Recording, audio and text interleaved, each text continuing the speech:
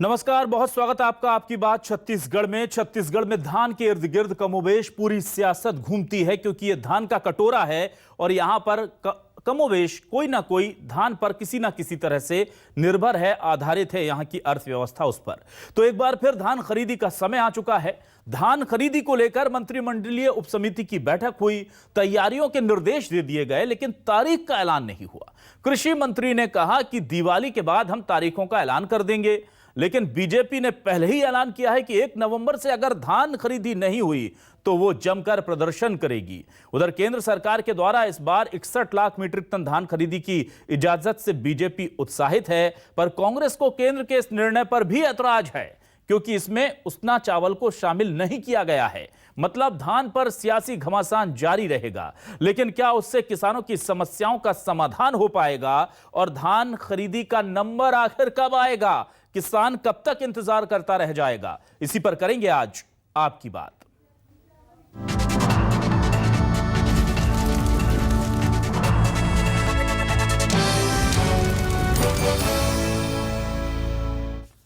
तो आइए सबसे पहले देखते हैं कि कैसे कृषि मंत्री रविंद्र चौबे ने कहा है कि धान खरीदी जल्द शुरू होगी, और उसको लेकर के बीजेपी किस तरह से हमलावर है। बीजेपी साफ कह रही है कि 1 नवंबर यानी कि दिवाली से पहले धान खरीदी शुरू करो या फिर बड़े प्रदर्शन के लिए तैयार रहो। हर बार केंद्र हमें धोखा नहीं देगा। और दूसरी बात यह है, छत्तीसगढ़ में उसना चावल का भी उत्पादन होता है, लोग धान का उत्पादन करते हैं। अभी तक केंद्र ने उसकी अनुमति नहीं दी है। हम लोग लगातार मांग कर रहे हैं और उम्मीद करते हैं कि उसना चावल को भी केंद्र सरकार खरीद ले। अभी तो जो पुराने नियम थे उसी नियम के अनुसार धान खरीदी होगी। 1 नवंबर को धान की खरीदी की जानी चाहिए। अर्ली वैरायटी लगभग 1 नवंबर के पहले सारी कटाई हो जाएगी, और मुझे लगता है कि स्वर्णा धान, बाकी धान की भी कटाई शुरू हो जाएगी। यदि तारीख की घोषित नहीं करेंगे तो औने पौने में धान बेचने को किसान मजबूर होगा। इनके जो लाभ मिलना चाहिए समर्थन मूल्य का, और समर्थन मूल्य के लाभ से किसान वंचित हो जाएंगे। ऐसे स्थिति में तत्काल मुख्यमंत्री जी को निर्देशित करना चाहिए कि किसानों के हितैषी सरकार है तो किसानों के लिए हिला हवाला क्यों? तो क्या है न्यूज 24 मध्य प्रदेश छत्तीसगढ़ के सवाल? आपको हमारे सवाल दिखा देते हैं। धान खरीदी में हीला हवाली कैसे मनेगी आखिर किसानों की दिवाली? तो दिवाली से पहले तो तारीख तक का ऐलान नहीं है। किसान ऐसे में तो सहम गया है कि आखिर वो करे तो क्या करे। सियासी फायदा है लेते तो किसानों को समय पर धान खरीदकर भुगतान क्यों नहीं देते? हर कोई ये बोलता है कि धान खरीदी हमने की है, बीजेपी के हो, केंद्र हो, राज्य हो। धान खरीदी को ऐसा बताया जाता है जैसे बहुत बड़ा काम हो रहा है, लेकिन टाइम पर क्यों नहीं होता? बीजेपी का ऐलान 1 नवंबर से धान खरीदी करो या बड़े प्रदर्शन के लिए तैयार रहो। बीजेपी कह रही है कि इस मुद्दे पर हम चुप बैठने वाले नहीं। छत्तीसगढ़ में किसान फिर परेशान, जाने कब सरकार खरीदेगी धान, तारीख तक का पता नहीं। अब सोचिए आप, ऐसे में किसान करे तो क्या करे? सब कुछ अधर में है, अंधेरे में है। और हमारे साथ इस पूरे मसले पर बातचीत करने के लिए 3 खास मेहमान जुड़ चुके हैं। हमारे साथ सुरेंद्र शर्मा जी जुड़ चुके हैं, अध्यक्ष कृषक कल्याण परिषद के, कांग्रेस के वरिष्ठ नेता है। सुरेंद्र शर्मा जी, बहुत स्वागत है आपका न्यूज 24 मध्य प्रदेश छत्तीसगढ़ पर। हमारे साथ देवजी भाई पटेल जी जुड़ चुके हैं, बीजेपी के वरिष्ठ नेता हैं, पूर्व विधायक हैं। देवजी भाई भी बहुत स्वागत है आपका न्यूज 24 मध्य प्रदेश छत्तीसगढ़ पर। और आज हमने खास तौर पर ईश्वरी साहू जी को आमंत्रित किया है, प्रदेश अध्यक्ष हैं सेवा सहकारी समिति के, क्योंकि धान की मंडियों में वहां बताया जा रहा है कि बहुत ज्यादा दिक्कतें हैं, ऑपरेटर्स हड़ताल पर चल रहे हैं, समितियों की अपनी मांगे हैं, और उन्होंने भी चेतावनी दे दी है सरकार को कि धान खरीदी की तारीख का ऐलान बाद में करना, पहले हमारी समस्याओं का समाधान कर दीजिए, वरना ऐलान सिर्फ ऐलान रह जाएगा, काम कुछ हो नहीं पाएगा। बातचीत करने के लिए हम सबसे पहले आज ईश्वरी साहू जी के पास से शुरू करेंगे, पता करेंगे कि अगर सरकार धान खरीदी का ऐलान कर भी देती है तो क्या हो पाएगा ऐसा? ईश्वरी जी, आपसे जानना चाहेंगे क्या दिक्कतें हैं और कितनी बड़ी समस्या बन सकती है इस बार धान खरीदी में? आप लोगों का असंतोष है ये? जी, मैं सबसे पहले तो दोनों मेहमान को नमस्कार करूं। साथ ही साथ मैं ये बताना चाहूंगा, आवाज नहीं आ रही? जी जी आ रही है, बोलिए, आप बोलते रहिए।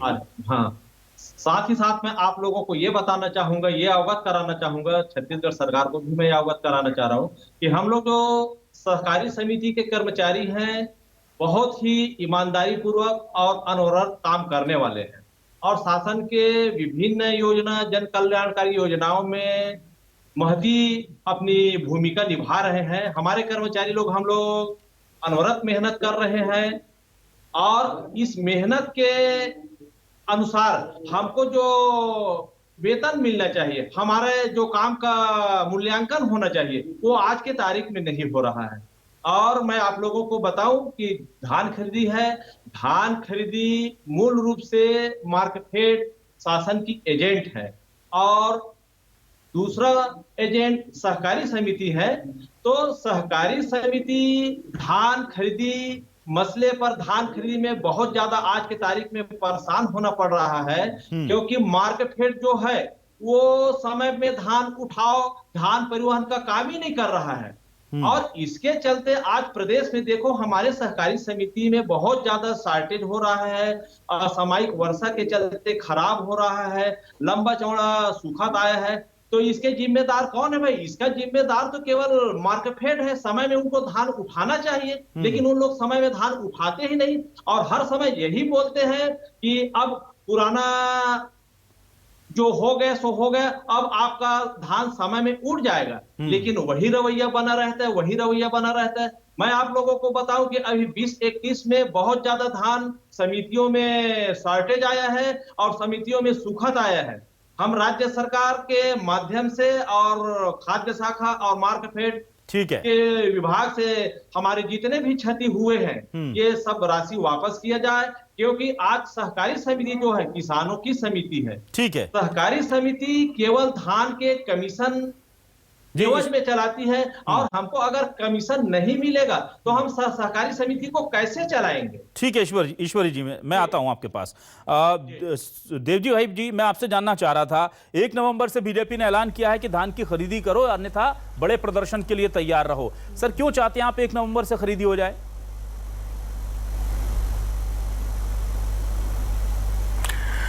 देखिए, पूरे प्रदेश में जो किसानों ने धान बोया है, आज पूरे वर्षा के कारण कई जगह जो है और बीमारियों के कारण यहाँ पर प्रदेश में फर्जी जो है दवाइयों के विक्रय के कारण कोई भी सरकार के द्वारा कार्रवाई नहीं की गई। आज जो बीमारी जो है आ गई है, इसमें कई जगह के धान बदरा हो चुके हैं और जो बचे खुचे धान है, हरूना धान है, उस धान को अभी कटाई प्रारंभ हो गई है। आज किसान जो है 4 तारीख को, यहाँ 4 नवंबर को दिवाली है और दिवाली के पूर्व किसान चाहता है कि उनका धान बिक जाए ताकि वो दिवाली मना पाए। मगर यहाँ जो भी नुकसान हुआ है कीट प्रकोप के कारण हुआ है, मगर 1 नवंबर से धान खरीदी होनी चाहिए, क्योंकि पूर्ववर्ती सरकार में भी, मैं ये जब से कांग्रेस की सरकार आई है तब से हम देख रहे हैं कि यहाँ पर 1 दिसंबर से धान खरीदी, उसके पूर्व में भी सरकार में 2017 में 1 नवंबर को खरीदी गई थी, फिर 15 नवंबर को खरीदी गई थी 18 में, और उसके बाद से लगातार जो है 1 दिसंबर को धान खरीदी की जाती है।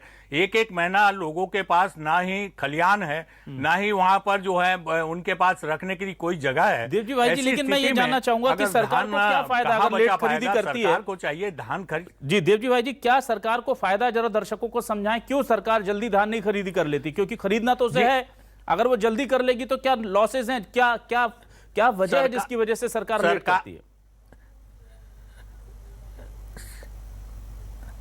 सरकार नहीं चाहती कि किसानों के धान जल्दी खरीदे, क्योंकि किसान आम आदमी है। अब उसके पास जो वहां पर धान कटाई कराता है, मजदूरों को मजदूरी देना है, आखिर वो कहां से लाएगा? इसलिए जो है वो औने पौने में धान बेचने को मजबूर हो जाता है। और सरकार ये चाहती है कि जितना विलंब से खरीदेंगे, जो छोटे किसान हैं, मझोले किसान हैं, जिनको सरकार फायदा देना चाहती है, सरकार का जो है मुख्य जो है ये है कि भाई छोटे किसानों को मिले, मगर छोटे किसान बेचारे इसको रख नहीं पाते, ना ही उनके पास व्यवस्था है और मजदूरों को पेमेंट करना है, तो व्यापारियों को फायदा मिल जाता है, हाथों में चंगुल में जाते हैं और वहां पर होने पौने में धान बेच के फायदा मिल जाता है जिसका। तो ये सरकार को चाहिए कि अगर छोटे किसानों को लाभ देना है तो 1 नवंबर से धान खरीदी प्रारंभ करें। ठीक है देवजी भाई जी। सुरेंद्र शर्मा जी, अब मैं आपके पास आता हूं। सर, आपने सारी चीजें सुनी और चूंकि आप सरकार में, इसलिए मैंने चाहता था कि आप तमाम सवाल आरोप सुन लें। पहला तो सवाल मेरा यही है कि धान खरीदी केंद्रों को या समितियों को, उनके कर्मचारियों को उनका हक क्यों नहीं मिलता सर?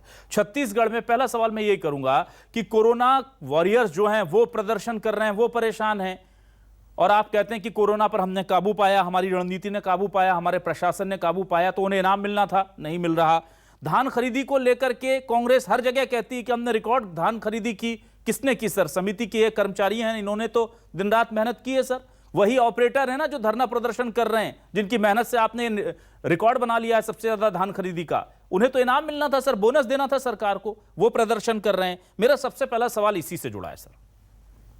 देखिए अभिलाष जी, आपके सवाल बहुत सारे हैं, ईश्वरी भाई के भी सवाल हैं जी, और पटेल भाई के भी कुछ आरोप हैं। मैं सबका सिलसिलेवार जवाब देता हूँ जी। सबसे पहली बात तो एक चीज समझ लीजिए आप कि छत्तीसगढ़ में जब से माननीय भूपेश बघेल जी की सरकार आई है, 25 रुपये हमने धान खरीदी का भाव किया है। तब से धान खरीदी का आंकड़ा जो है 81 लाख मीट्रिक टन से बढ़कर के 92 लाख मीट्रिक टन तक जा पहुंचा है। और हमारा अनुमान यह है कि इस वर्ष हमको 1 करोड़ लाख मीट्रिक टन धान खरीदी करने की संभावना है, उससे बल्कि 5 लाख मीट्रिक टन और आगे भी बढ़ सकता है। तो निश्चित रूप से एक बहुत बड़ा काम है। इस बहुत बड़े काम के लिए बहुत बड़ी तैयारी की आवश्यकता होती है, पहली बात। दूसरी बात, जो धान की खरीदी होनी है उसकी चावल की सप्लाई के लिए केंद्र की सरकार ने इस साल 61 लाख मीट्रिक टन धान चावल खरीदने का स्वीकृति तो दी है, किंतु उनका कहना यह है कि हम सिर्फ अरवा चावल लेंगे। जबकि अभिलाष जी, आप जानते हैं कि इस साल बारिश हुई है। अभी पिछले 1-8 हफ्ता पहले तक बारिश चल रही थी, अभी पानी वानी कई जगह गिरी रहा है। इससे फसल की गुणवत्ता पे और धान की गुणवत्ता पे प्रभाव पड़ता है और वो अरवा किस्म के चावल के रूप में परिवर्तित हो पाना उसके मुश्किल है। तीसरी बात यह है कि छत्तीसगढ़ में 450 से अधिक राइस मिल ऐसे हैं जो उसना चावल का उत्पादन करते हैं और देश में बहुत सारे लोग उसना चावल खाते हैं। मगर केंद्र की सरकार, छत्तीसगढ़ सरकार को लगातार इस विषय में असहयोगात्मक रवैया अपना करके हमेशा एक प्रश्न चिन्ह में डालने की कोशिश करती है। आज एक चिंता हमारे देवजी भाई पटेल ने व्यक्त किया और आपने भी चिंता व्यक्त किया कि दिवाली कैसे मनेगी। तो मैं आपके माध्यम से सूचना दे रहा हूँ कि 1 नवंबर को राजीव गांधी न्याय योजना की तीसरी किस्त जारी होगी और सभी किसानों के खाते में पैसे पहुंचेंगे और आराम से वो अपनी दिवाली मना सकते हैं। तो ये समझ लीजिए, सोसाइटियों की अपनी समस्या जरूर है, क्योंकि जब धान का उठाव सही समय पर नहीं हो पाता उसमें सूखत आती है। तो ये समस्याएं हैं। इन समस्याओं के भी निराकरण के लिए सरकार बहुत तेजी के साथ विचार कर रही है। कई विषयों पर विचार हुआ है, सूखत में छूट देने पर भी कई किस्म के विचार हो रहा है। मगर जैसा कि हमारे ईश्वरी भाई ने कहा और आप भी इस बात को समझ लीजिए कि छत्तीसगढ़ की सरकार या कोई भी राज्य सरकार केंद्र के सरकार के प्रतिनिधि के रूप में धान खरीदी करती है। जैसे मान लीजिए केंद्र की सरकार को 61 लाख मीट्रिक टन चावल चाहिए तो राज्य सरकार उसके प्रतिनिधि के रूप में धान खरीदी करती है। ये जो 2500 रुपए का भाव मिलता है वो हमने अतिरिक्त रूप से छत्तीसगढ़ में उसको इनपुट सब्सिडी के रूप में 9,000 रुपए प्रति एकड़ देने का जो ऐलान किया है, ये हिंदुस्तान में पहले किस्म की योजना है और जिससे छत्तीसगढ़ के किसानों को भरपूर इसका लाभ मिल रहा है और छत्तीसगढ़ के किसानों में इससे बड़ी खुशहाली की स्थिति निर्मित हुई है। तो मैं ये कह रहा हूँ, ये बड़ा काम है। 1 करोड़ लाख मीट्रिक टन से अधिक धान खरीदी करनी है। उसकी तैयारी के लिए हमको जो जितने बारदाने चाहिए वो बारदाने नहीं आए हैं। 50,000 गठान बारदाने मिले हैं, जबकि 2.5 लाख बारदाना देने का सर ये समितियों की जो समस्या है उसको लेकर भी बता दीजिए कुछ सर। क्या समितियों की समस्या के लिए पिछले मंत्रिमंडलीय उप समिति में चर्चा हुई थी। पहले दरअसल में इस तरह की समस्याएं तत्काल धान के उठाव हो जाने से नहीं होती थी, मगर धान की खरीदी चूंकि बहुत ज्यादा तादाद में हो रही है, इसलिए कई बार धान के उठाव में देरी होती है। ठीक है, ऑपरेटर्स को लेकर के मैं सुरेंद्र जी ऑपरेटर्स बहुत परेशान है और हम लगातार उनका कवरेज भी कर रहे हैं। न्यूज़ 24 मध्य प्रदेश छत्तीसगढ़ समाज के हर उस तबके तक पहुंचने की कोशिश करता है और वो ऑपरेटर्स जिन्होंने रिकॉर्ड तोड़ धान खरीदी कराने में खून पसीना समिति के कर्मियों ने एक किया, वो परेशान है। तो उन ऑपरेटर्स के लिए भी कुछ कहेंगे आप सर? नहीं, सरकार जरूर विचार करेगी। दरअसल देखिए, इस कोरोना काल में जिस तरह से जीएसटी को उपार्जन नहीं हुआ, जिस तरह से टैक्सों की कमी आई है और जिस तरह के सरकार के खर्चे हैं, उन सारी बातों को देखते हुए कर्मचारियों की मांग नाजायज है ऐसा हम नहीं कहते हैं। तो उनके मांगों पर भी सरकार गंभीरतापूर्वक विचार कर रही है। ठीक है, और ईश्वरी जी कुछ कहना चाह रहे के थे? आधार पर उसको तय किया। मैं ये बोलना चाह रहा हूँ, मेरा दोनों महानुभावों से विनम्रता पूर्वक अपील है कि जो धान खरीदी का कार्य है, आज सहकारी समिति को बहुत ज्यादा परेशानी है। मैं आपको ये बताऊं कि जो प्रासंगिक व्यय और प्रशासनिक व्यय की जो राशि मिलती है वो आज के महंगाई के जमाने में बहुत कम है, और जो कृषि विभाग के द्वारा 17 रुपया 11 पैसा जो नोटिफिकेशन में आया है वो राशि समिति को मिलना चाहिए। लेकिन आज के तारीख में वही पुराना दर, वही पुराना रेट, 9 रुपया प्रासंगिक व्यय, 2 रुपये सुरक्षा व्यय के नाम से। और आज के तारीख में आप अनुमान लगा सकते हैं कि मार्केट में किस तरह से महंगाई। नहीं, एक मिनट ईश्वरी जी, मैं आपसे निवेदन करूंगा कि हमारे दर्शकों को थोड़ा इजी भाषा में समझाएं। आप ये कहना चाह रहे हैं कि जो सरकार ने नोटिफिकेशन जारी किया है कि इस मद में इतनी राशि मिलनी चाहिए, उससे कम आपको मिल रही है?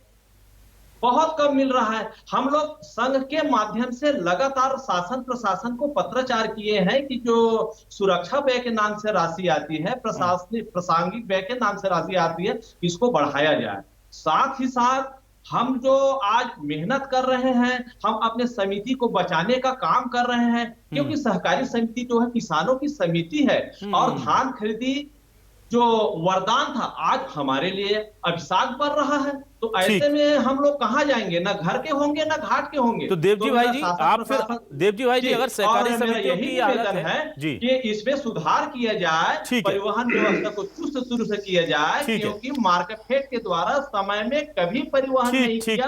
और छत्तीसगढ़ सरकार की जो धान खरीदी नीति है, इस नीति इस कंडिका का कभी पालन नहीं किया। देवजी भाई जी, तो फिर आपको लग रहा होगा कि यहाँ तो जी देवजी भाई जी, आपको लग रहा होगा फिर यहाँ तो वो 3 कानून ठीक है कि ओपन मार्केट ला करके छोड़ दें। आप तो नहीं चाहते लेकिन व्यापारी खरीदे, आप तो चाहते हैं सरकार खरीदे, और उधर 3 कानून ला करके उसे ओपन मंडी का ऐलान भी करवाना चाहते हैं। तो सर आप हैं किस तरफ, थोड़ा सा ये भी स्पष्ट कर दें। आप चाहते हैं व्यापारी खरीदे? अगर व्यापारी नहीं खरीदे आप चाहते हैं, तो फिर 3 कानूनों का उधर समर्थन क्यों सर?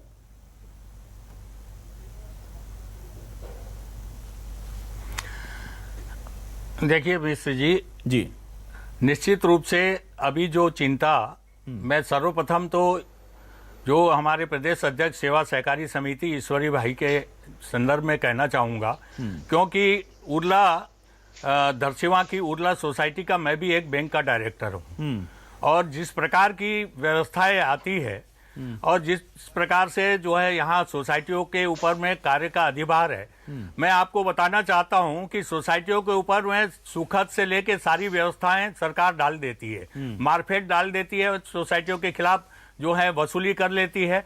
मगर जहाँ तक मैं ये समझता हूँ, मुझे ये मालूम है कि मारफेट एक एजेंसी है और उसके बाद सबसे नीचे की एजेंसी है जो है सोसाइटी। सोसाइटी और मार्केट के बीच में एग्रीमेंट होता है। उस एग्रीमेंट के तहत 72 घंटे के अंदर में उसको धान उठाना है, अन्यथा जो है उसके जो है लिए सोसाइटी जिम्मेदार नहीं होती है। मगर आज चूंकि सबसे कनिष्ठ वो सोसाइटी होती है, सोसाइटी के ऊपर में सुनने वाला कोई नहीं है, मैं ये निश्चित रूप से कह सकता हूं, क्योंकि हमने भी देखा है सोसाइटियों के ऊपर से वसूली कर दी जाती है और सोसाइटियों का कोई सुनने वाला नहीं है। आज पिछले समय में भी अगर देखा जाए तो सारी जो है बिना आदेश के सोसाइटियों पे गोबर खरीदी के धान को जबरदस्ती डाल दिया गया। वहां पर जो ना उसकी गुणवत्ता है ना ही उसका कोई वहां पर प्रमाण है। सोसाइटी के छोटे कर्मचारी और प्रबंधक के ऊपर में इतना दबाव डाला गया, क्योंकि मैं उस सोसाइटी के प्रत्यक्षदर्शी हूं, मुझे मालूम है कि जबरिया किसानों को वो गोबर खरीदी करने का अपनी अकामणता और अपने भ्रष्टाचार को छुपाने का काम इस सरकार ने किया। ठीक है, लेकिन देवजी भाई जी, मेरा जो सवाल था देवजी भाई जी, मेरा सवाल ये था कि एक तरफ तो कांग्रेस, देवजी भाई जी मेरा सवाल ये था कि एक तरफ तो कांग्रेस तय राशि से ज्यादा भुगतान कर रही है धान खरीदी के लिए, उस पर भी आप चाहते हैं कि सारा सरकार खरीदी, फिर उस पर चाहते हैं कि जल्दी खरीदे, लेकिन केंद्र में आप कहते हैं कि ओपन मार्केट के हवाले कर दो, किसानों को फायदा होगा। तो यहां तो ओपन मार्केट के हवाले है ना, किसान जाने दीजिए ना, फिर यहां आपको लगता है घाटा होगा। केंद्र में आप कुछ और बात करते हैं, राज्य में कहते हैं कि ये औने पौने दाम पर बेचेंगे। तो जब व्यापारी औने पौने दाम पर खरीदेंगे, यही डर तो फिर पूरे देश के किसान जता रहे हैं किसान आंदोलन को लेकर। तो आपको आपका स्टैंड में जानना चाह रहा था सर, ये विषय से थोड़ा सा जुड़ा हुआ है, लेकिन जुड़ा हुआ है सर ये विषय। नहीं अभिलाष जी, मैं ये कहना चाहता हूं, जैसे बताया कि 61 लाख मीट्रिक टन धान खरीदी के लिए केंद्र ने आदेश दे दिया है। आप केंद्र से आर्गुमेंट करें या जो भी करें, किसान ने उसमें क्या बिगाड़ा है? यदि किसान की खरीदी अगर आप 1 नवंबर से करना चाहते हैं, ये धान खरीदी करना चाहते तो 1 नवंबर से क्यों नहीं करना चाहते? 1 नवंबर से खरीदी होती थी केंद्र सरकार से, आप वार्तालाप करें। मेरी जानकारी बढ़ा दीजिए सर, क्या 1 नवंबर से खरीदी होती थी? सुरेश शर्मा जी बताएं। जी देवजी भाई, मैं बता सकता हूं जी, मैं बता सकता हूं 2017 में 15 नवंबर से प्रारंभ हुई, 2018 में 1 नवंबर से प्रारंभ हुई धान खरीदी। ठीक है, मुझे मालूम है, क्योंकि मैं एक विधायक होने के नाते हम अपने मुख्यमंत्री से लड़ते थे। एक और सवाल है देवजी भाई, लास्ट सवाल और आपसे है। और किसानों को चावल को लेकर आप बीजेपी चूंकि केंद्र में है, उसना चावल को लेकर आप केंद्र के सामने अपने छत्तीसगढ़ की जनता की समस्या लेकर क्यों नहीं जाते कि उसे भी खरीदने के आदेश जारी कीजिए? उसको लेकर क्या विरोध है सर?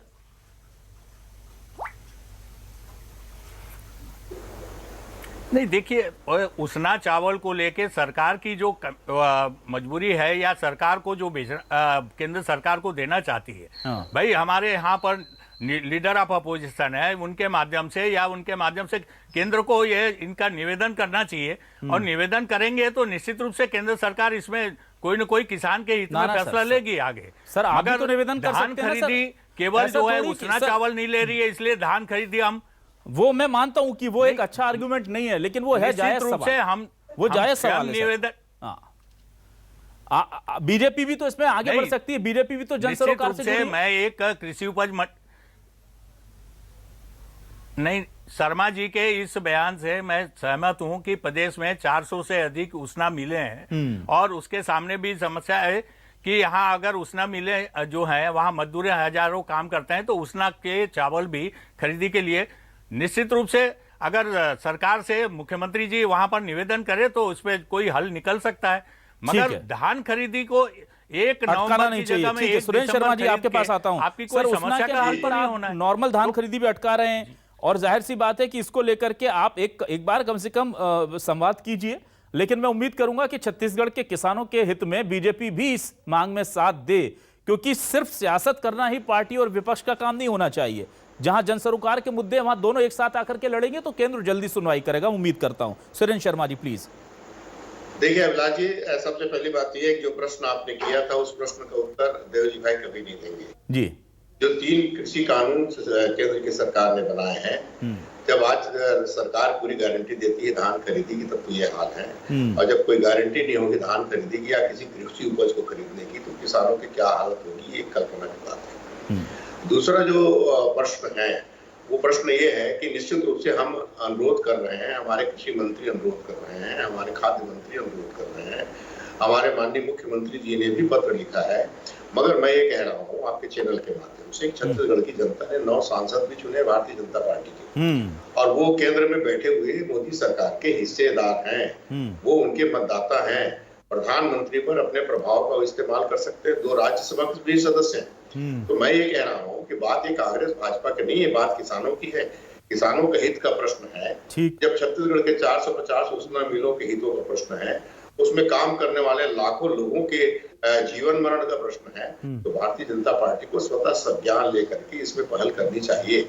और छत्तीसगढ़ की जनता को ये दिखना चाहिए कि न ये सिर्फ विरोध करने के लिए विरोधी नहीं है, मगर कई चीजों में सहयोग करने के लिए ठीक है। और ये कदम उठाते हैं। तो हम तो उम्मीद करते हैं कि ये हमारे उसना चावल को भी परमिट कराएंगे। ठीक है सुरेश जी, पूरी तैयारी में है। हाँ, मैं ये अंतिम सवाल ही कि उसना चावल की आड़ में सर खरीदी कब तक टलती रहेगी? नहीं टलेगी नहीं। इसका या तो 15 नवंबर या अधिक से अधिक तब 1 दिसंबर तक धान खरीदी। नुकसान नहीं होगा सर किसानों का? सर आप तो खुद कृषि से जुड़े हैं सर। नुकसान नहीं होगा क्योंकि सुरेंद्र जी आप भी तो धक्का दे रहे हैं किसानों को, व्यापारियों की तरफ। दिक्कत तो यही है कि हर कोई मरहम लेकर दिखाता है और फिर धीरे से किसानों को जख्मों की तरफ मोड़ देता है। शर्मा जी से निवेदन करूंगा, आप किसान के हितैषी हैं और आप एक अच्छे किसान नेता हैं, तो आपसे निवेदन है कि आप भी सरकार के ऊपर दबाव डालें। जी। मैं ये कहता हूं कि यदि कांग्रेस जो है यहाँ चाहती है कि अपोजिशन का, तो अपोजिशन को भी सहयोग लेना चाहिए। दूसरी बात यह है कि यहाँ तो 50-50 विधायक दिल्ली जाते हैं, मगर इस ओर प्रधानमंत्री से मिलने का समय नहीं है। ठीक है सर। केवल अपनी कुर्सी बचाने के लिए समय है। ठीक सर, यहाँ वक्त खत्म हो गया सर। जाके समस्या बड़ी है, विधायक ईश्वरी जी वहाँ की भी अगर समस्या बड़ी है, मैं कांग्रेस की समझ सरकार सकता जाती हूँ। है। और देवजी भाई जी जिस तरह से विपक्ष में है तो किसानों के साथ खड़े होना दिखना चाहती है बीजेपी, दिख रही है, लेकिन 9 जो सांसद है वो उसना चावल पर भी अगर बात करें, 1-2 लेटर लिख दें अपनी पार्टी को, फोन पर अनौपचारिक बात करके कोई रास्ता निकाल दे तो अच्छा होगा। और सुरेंद्र शर्मा जी से भी निवेदन है कि किसानों की परेशानी जो है वो अपनी सरकार तक पहुंचा दें कि थोड़ा जल्दी खरीदी कर लीजिए। वो भी हमारा समस्या जी। ईश्वरी जी आपकी समस्याएं भी, आपकी समस्याओं समस्या पर भी सरकार विचार कर रही है। विचार हो रहा है, लेकिन इस पर अमल कब होगा यह देखना होगा। पर यही कहा जा सकता है कि किसान पहले भी हाशिए पर खड़ा था, अभी भी हाशिए पर खड़ा है।